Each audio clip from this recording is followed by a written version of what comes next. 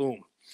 All right, listen, this is episode 2 of the Come Up With Cage. We got Nick, Gingieman Cards is what you're going to know him as. And just a quick, I'm not going to do this every episode because you guys will get used to it, but, it's only our second one of these. So just a quick kind of background on what this is about, right? So, Andrew and I have built up the Lucas Tigers and Bronze podcast, and we're building the Luca Nation network with, additions recent like, Conrad Sports Cards, and we're going to be continuing to grow as well. As we built this up, we used to talk and say, it'd be nice if, somebody would be like, hey, this is a cool thing you're doing. Why don't you come on my show? And, so I said, why not do that? Right. And I'm on Instagram probably too often. And if you paid attention to my plays from yesterday, people are skewering me about my MPJ take, but I'll answer. I got it. It's fine. But as I'm around, I collect a bit of everything. I try to learn about everything. And, one of the points of the show here is, I want to bring people to you that I found, people that I've watched, people that I saw a podcast of, a YouTube channel, and I'm like, this was good. This was interesting. And maybe they just need a little cage steroid, a little shot in the arm, to get out there and Luca Nation know who you are. So that's the point of the show. This is going to be a fun one today because if you listen to this guy talk, even if he is dumb, he sounds smart. That's what you get with the accents. I don't know if you noticed this at all, but I got Australia the first one. We got Gingieman here. He's from the UK on the second one. So without further ado, Nick, introduce yourself. Tell the folks where they can find you, and tell the folks where your podcast is and all that other fun stuff. Welcome. Thanks for the intro. Beautiful work. So just say thank you for having me. It's a real pleasure. And as I just said to you backstage there, I've listened to you every day. And I listen to you when I'm getting my son ready for school in the mornings, microphone in one ear and just seeing what's top of mind for you guys. So, yeah, thank you very much for everything you've done. So a little bit about me in terms of how I got into card collecting and the hobby, as people call it. I got in around a year ago, and actually I listened to you since day one, so you've helped me massively again. I keep plugging that. Look at that. That's all right. We appreciate it. Thank you. So, Nick, where's your pod? What's your pod called? Where's your YouTube channel? Tell everybody where to find you. Sure. So, my podcast is called Marvel Card Collecting and Investing with Gingieman Cards. I do a lot of YouTube videos. You can find me at Gingieman Cards on YouTube, TikTok, Instagram, all of that good stuff, as always. But yeah, so I started a year ago in sports card world. So I had my Lucas. Let's go back to the beginning. Yep. I bought a load of Lucas, and I'm talking optic, 15, 20, 30 raw cards. Complete salute this. This was like January 2019, I want to say. Yep. So barely paid anything.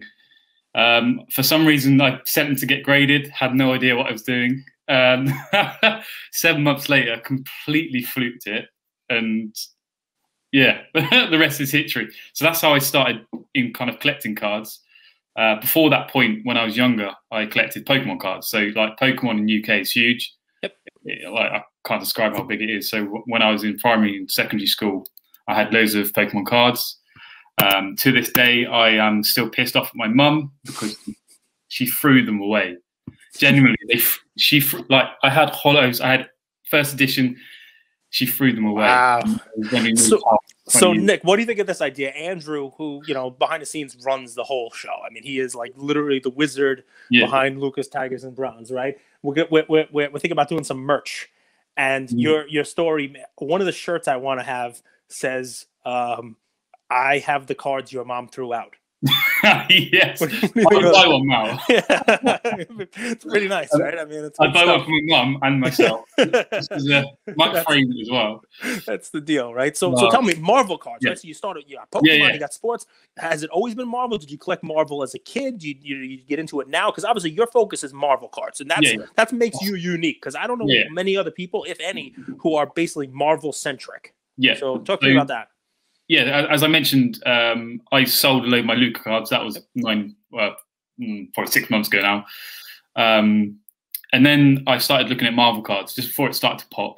And you've talked about it on your podcast. But so first of all, I love Marvel. So the movies, the series, the whole shebang. I've watched it since I was a teenager, just all of it. I've had comics when I was younger as well.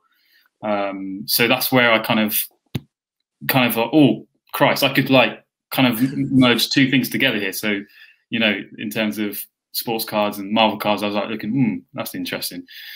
But the second thing was in terms of and this is just me personally. Obviously, sports card is predominantly American. You know, it's basketball. You know, that's the massive thing at the moment. You've got baseball, etc. But I don't follow it too much, and I don't have enough time to follow it. I have a full-time job. I have a son. I've got a side hustle, so I don't have time, and I found it quite hard. So I moved into looking at Marvel cards, and I was like, oh my God, why am I not doing this? I know about all the characters. I really enjoy it. I like the movies, and I literally just thought, screw it, let's just do it. Let's start collecting the load. And I was lucky enough to buy a load of cards from a guy who collected Marvel in the UK for like 20 plus years. So he had sets of everything.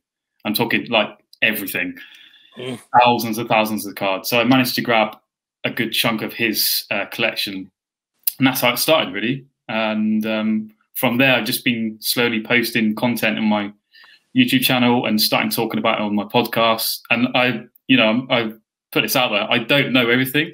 I'm not an expert. I'm learning as I'm going, but I've spent some time with some guys that are properly in the hobby now, and I'm starting to learn a lot of knowledge. But that's kind of how I got into. Well, listen, it's an honest viewpoint too. You know, I mean, listen, you're learning. The people who are listening learn with you. I mean, I love to watch it. I love to look at the pictures you have there. I mean, a lot of people listening to this don't know. You know, Marvel's legit. It's like precious metal gems. I mean, I saw like a Black Panther PMG. You know, that's pretty awesome. I mean, it's, you know, there's a lot of stuff out there with Marvel. People just think, oh Marvel, I'm just buying the 1990, the Impel, the white border ones. There's so much stuff.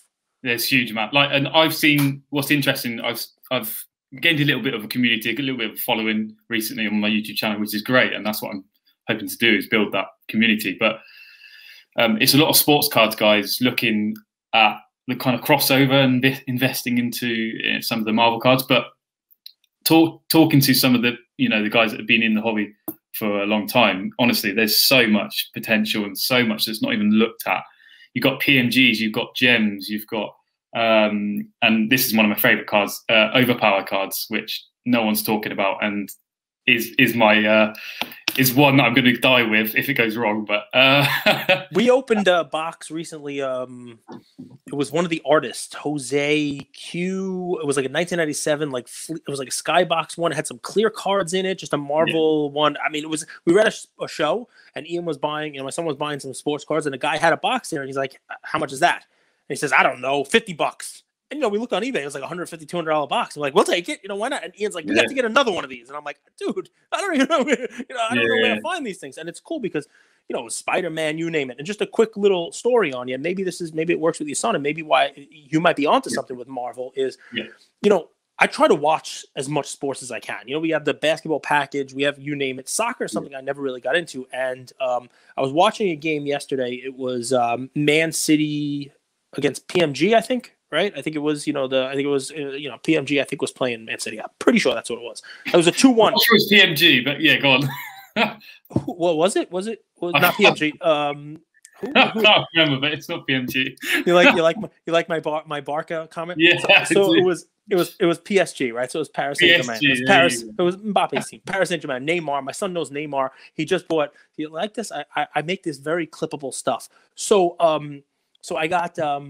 We're watching the game, and, you know, first half of the game, PSG looks great. I think they scored in the 15th minute, and then all of a sudden, you know, Man City comes out and they just dominate in the second half. But I tell my son, let's watch the last 10 minutes together. So he comes over, he's watching, and he grabs his Switch, and he's like, "This is boring. This is boring." Now I know I'm gonna get killed, right? You know, PMG, Precious Metal Gems. That's what they should call that team, not PSG. But in any event, right? I'm watching that game. He said, it's boring. He's like, let's watch Falcon and the Winter Soldier. And I'm like, boom. Yes.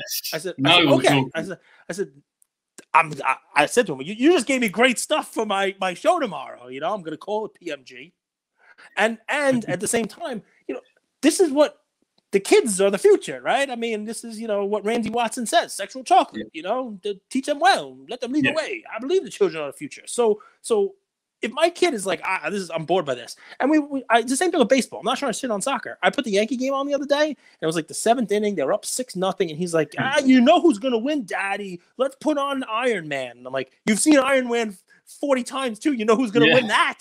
And he's like, I don't care. Let's just put it on. So there's something there, right? 100%, and that's why I just thought, let's go for this. I know the characters. My son enjoys the characters, like Thor's his favorite character, obviously. But like, I'm just thinking. You talk about cardboard relevancy. Yep. I look. The way I look at and the way I do my videos is I look at like upcoming movies, series, and what I think will make card pop. Like, you know, for example, Zion has a good game in sports world. His cards go up, etc. But I really truly believe there's. I call it has got legs. For those of you who have listened to my podcast and videos, you'll know what I mean. But honestly, there's just so much untapped potential in Marvel, and we're not even looking into like sketch cards. We're not even looking into the autos. You know, let's talk about. I had a guest on recently called Norin, and he talked about Stanley Auto. Hazard a guess how much that's going for? You mean like one that was pack pulled, or just like a regular one? Just like a pack pulled. Hundreds, thousands. It's got to be expensive. $300. $300? Mint condition. Wow. Stanley also. Do you think it's because Stanley signed a lot of stuff? Maybe is that partly yes, but that's just one example. If you and I talk about grading and things like that. You know, that's kind of what I've learned. But if you were to get that graded, hold it. You can't go wrong, can you? Yeah, well, he's not signing anymore. I don't mean to be, insensitive here. No. But he's not signing any more stuff. He signed a lot, but he's not signing any more. But that's just one. That's just one thing. Listen, I'll put you on the spot, and we'll close it off with that. Basically, everybody go find Gingieman cards. Nick he's got the Marvel card market corner, but he's talking sports. He's doing some other stuff also. But if you want to learn about Marvel as a corner of the hobby here, there's no better place to go. He's got good guests on. He's telling you about his journey collecting the cards as he goes. So talk about it. What would be your pick for Luca Nation? Would it be the overpower cards? What would it be? Yeah, I think I have to because I've mentioned it many times on my videos. So, 1995 overpower cards. There are loads out there. Like, it's the first trading card game of Marvel, which is really interesting. And when you look at the cards, the way I compare it, and I spoke about this in the video, is I compare it to like Pokemon First Edition in my eyes. Again, as I always say, I could be completely wrong, completely speculative. This is my opinion, but I just believe that the way they look and the way the supply. So there are a few boxes out there, like sealed, but not a huge amount. And the people that have had them, same as Pokemon, they're knocked about. They're either in binders. So if you can get a decent, PSA 10 card in that, I would say that's got legs and that's a play. So the thought on that is because even though it came out 4 or 5 years after the first Marvel cards, the people who were buying those Marvel cards, they were buying them as cards. They were not buying them as a game to play, right? And right. The overpower cards, right? That's what they were, an actual game, right? They have points on them, health points, the whole 9 yards. They're actually a game card. And if people were playing them, similar to what people were doing with the Pokemon cards, they didn't stay in Gem Mint. They weren't meant to be, something that would be graded as a 9 or a 10. And listen. It's a cool thing, right? It factors into the supply and demand thing. It factors into that scarcity on in condition. Yeah. So and the one to go after, I should just mention, in my opinion, is the stat card.